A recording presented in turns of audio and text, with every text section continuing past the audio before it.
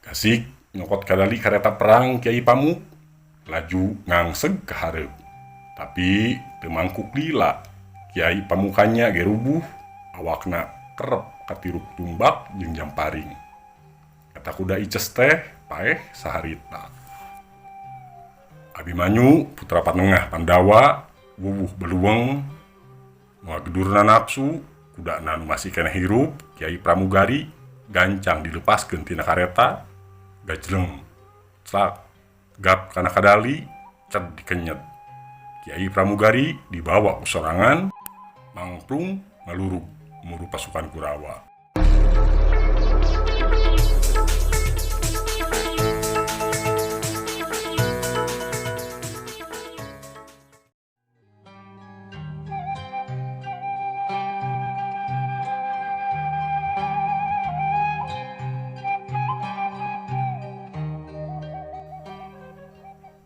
Baratayuda poe ka-13.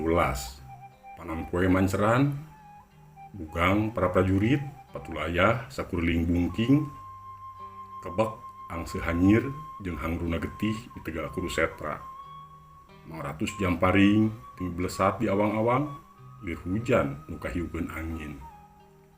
Kawantu sakali mentang tangka 7 jamparing dihijikeun.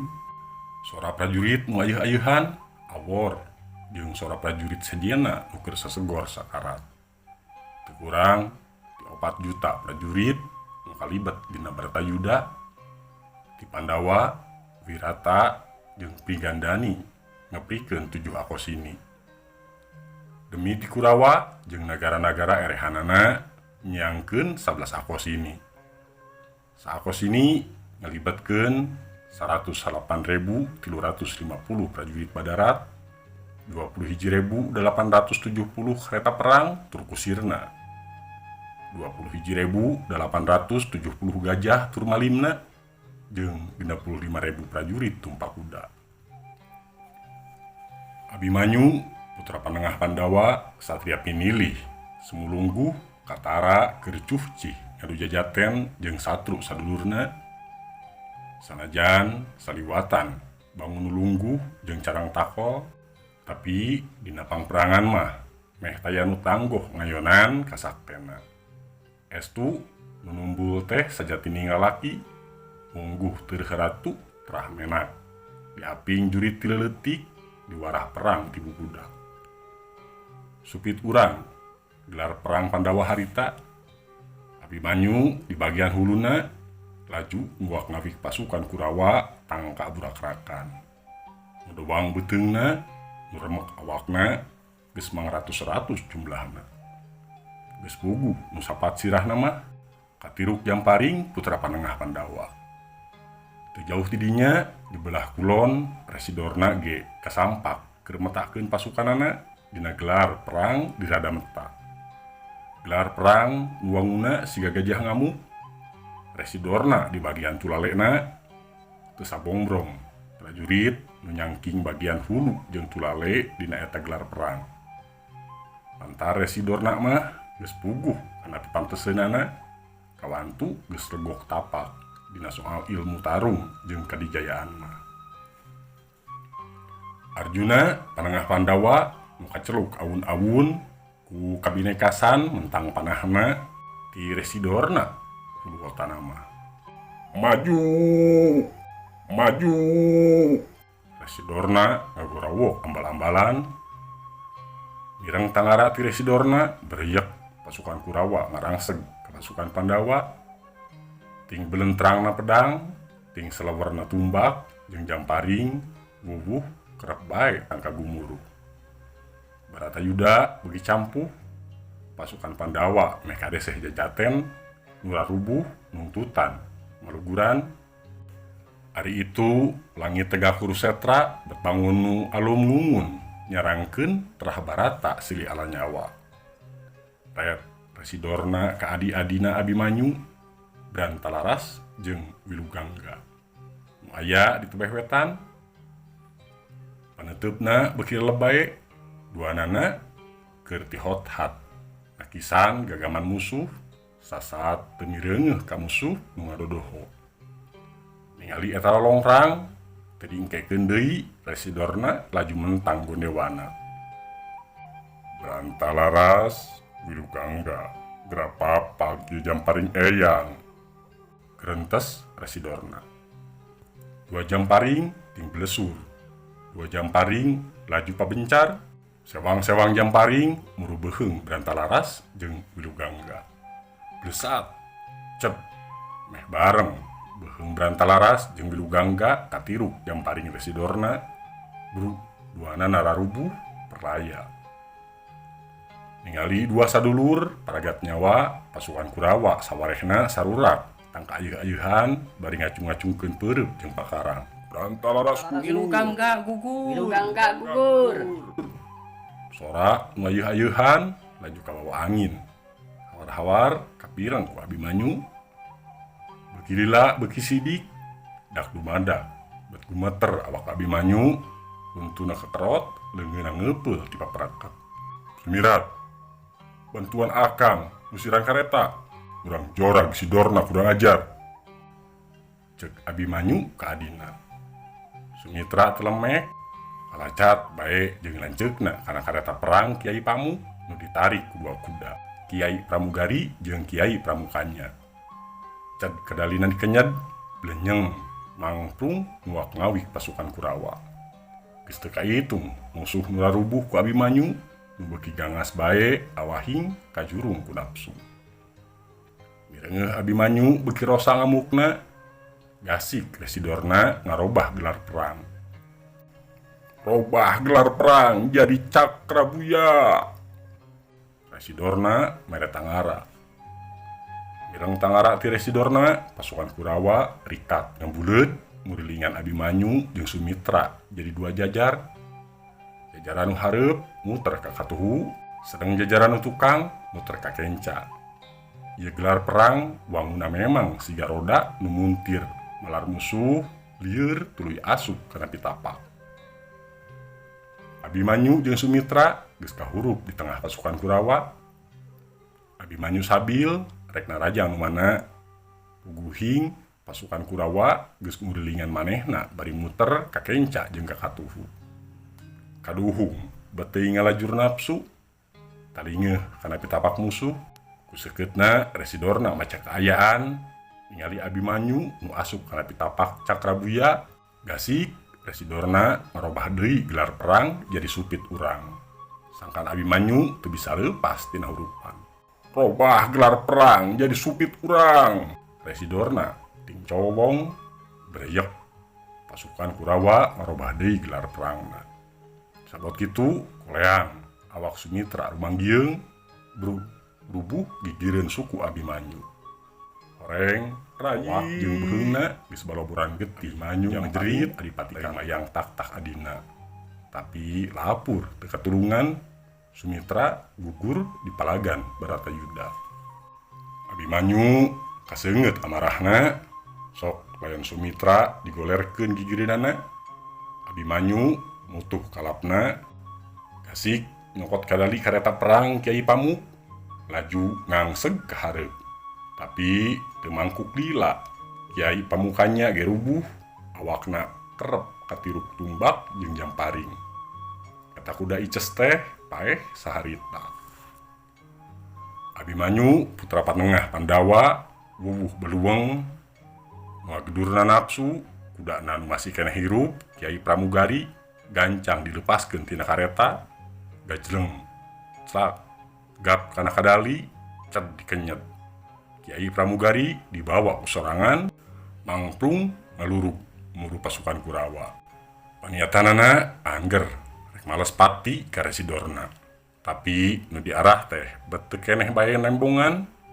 Selewer blesat tumbak jeung jamparing muru sirah beheung jeung awak Abimanyu. Tekalis kusakali 2 kali bet mulan malen tangka Abimanyu teu bisa hojah dati hothat nakisan pakarang musuh. Bakating ku hantem bae diserang Abimanyu beuki ngorotan tanagana. Pikiranana geus teu museur awakna mimiti rumanggieung. Serang! Wadia balad Kurawa tinggorowo ayeuh-ayeuhan.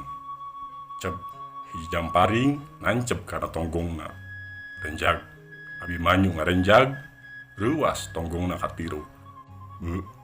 Salila Baratayuda kakara ayeuna awak kula beunang ku pakarang musuh, gerentesna. Tapi Abimanyu teu nolih kana tatuna.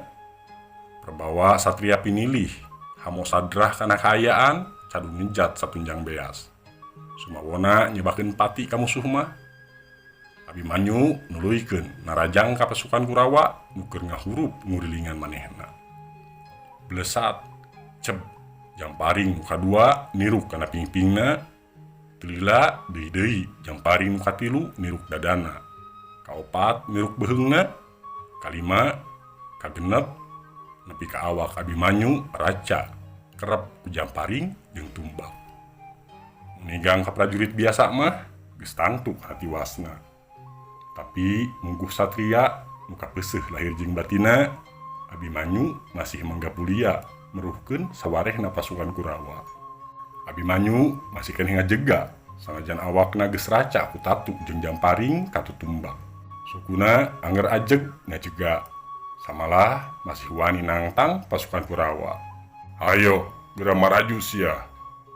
Pokna teuneng naker. Teu kanyahoan ti mana datangna, deg-deg Lesmana Mandrakomara putra Prabu Suryodana lumpat muru Abimanyu bari ngulang-ulang pedang. Tapi samemeh kitu ge Abimanyu masih keneh kaburu nyabut pusakana Kiai Kusara. Pusaka sarupa Jamparing nu dipaparin ku mitohana Batara Kresna. Teu antapara Kiai Kusara dilempagkeun kana dada Lesmana Mandrakomara.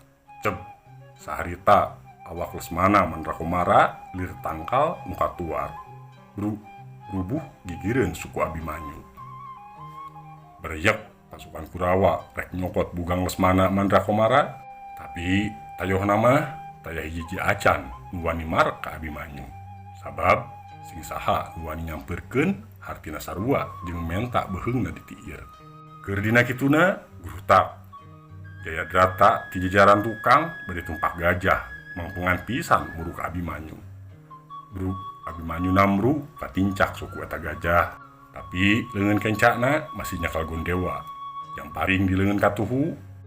Sakali deui Jayadrata ngadalikeun gajahna muru Abimanyu. Deg-deg suku gajah mincakan awak Abimanyu nu geus teu walakaya. Awakna remek saharita. Teu kalis ku kitu jrut Jayadrata turun tina gajah. Teu antaparah satakar kebek sirah Abimanyu ditinggang ku gada Kiai Klinggang. Atuh awak di sirah Abimanyu remek teu mangrupa. Ketihna baloboran Abimanyu gugur. Abimanyu gugur. Abimanyu gugur. Cek batur jeneng. Abimanyu perlaya. Cek nu sejena. Eta beja teh cunduk ka Arjuna. Saha kolot nu teu kadruk nafsuna. Anak tiwas bari remok awakna. Arjuna ngarenjag kami Abina. Gumuruh dadana reup beureum pamuluna. Batayang geura males pati ka Jayadrata. Tangka kedah sumpahna. Mun nepi ka panon poe suruh poe isu, Jayadrata can keneh bae-bae. Saksian ku sarerea, kula bakal bela pati. Arjuna yang cerang naker. Baratayuda poe ka-14 di jero pakemahan Jayadrata disumputkeun ku para Kurawa, dijaga ku prajurit petingan.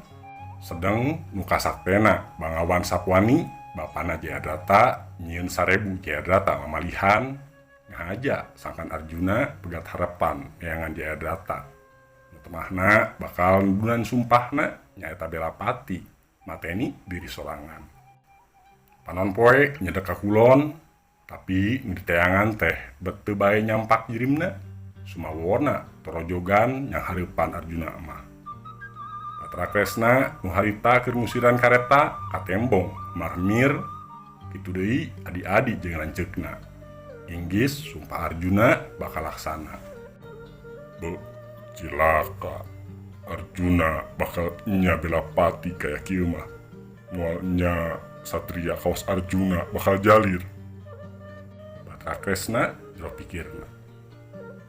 Tapi lain ge Batra Kresna untuk pinuh ku akal mah ras inget kana pusakana Cakra Wijaksana. Gasik dibentang ditujukeun kana panon poe blesat Cakra Wijaksana mangtung ka awang-awang lebah lempengan panon poe reg Cakra Wijaksana eureun panon poe kapindingan sigan keur samagaha dak dumadak tegal ku setra jadi remeng-remeng lirwan Cisareupna. Kukayaan kitu pasukan nu keur pake wuh perang ge dak dumadak eureun taranggah ka langit teu wudu haremengeun ningali cahya panon poe ngadadak pareum. Tapi sakabeh pasukan tetep tagen di tegal Kurusetra. Pada hayang nyaksian Arjuna endudan sumpahna bela pati keur anakna. Kitu deui Jayadrata bet sarua hayang nyaksian kajadian mata ketir kateyep nuru lawang pakemahan bet talingeun rarencepan sirahna bijil dina lawang pakemahan. Tamiang meulit kabitis Arjuna. Ceuk Jayadrata halon. Ningali sirah Jayadrata bijil gancang Batra Kresna mere tanggara ka Arjuna. Bayi tingali kapakemahan di belah kulon. Arjuna bangun surti kareret sirah Jayadrata dina lawang pakemahan laju mentang pusaka Pasopati.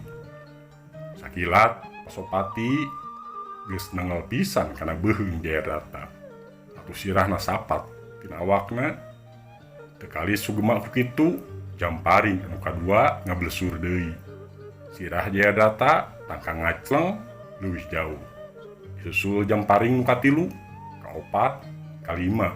Nu temahna sirah Jayadrata ragrag dina lahunan Bagawan Sapwani. Sabot kitu kapireng Batra Kresna gagrendang sorangan. Balik deui anjeun Cakra. Cek Batra Kresna. Saharita Cakra Wijaksana balik deui ka Batra Kresna. Panon poe teu deui kapindingan cahyana, kaayaan laju caang deui ngempur deui. Anaking Bagawan Sapwani ngajerit ningali sirah anakna buluntungan. Najan ketir ningali kaayaan anak, Bagawan Sapwani satekah polah mapatkeun ajianana. Teu sakara-kara sirah Jayadrata tuluy hirup deui sanajan eueuh awakna. Nyah panonna beunta. Ama ieu putra, cek sirah Jayadrata. Hampura ama. Ama ukur bisa mekelan ieu pusaka. Bral anaking. Pokna bari ngasupkeun pusaka cis pakarang sarupa peso kana baham Jayadrata sina digegel. Modar si Arjuna, cek sirah Jayadrata bari ngalayang muru Arjuna. Teu saeutik pasukan Pandawa nu maluburan ku pusaka cis nu digegel ku sirah Jayadrata. Beuki lila sirah Jayadrata beuki deukeut bae ka Arjuna.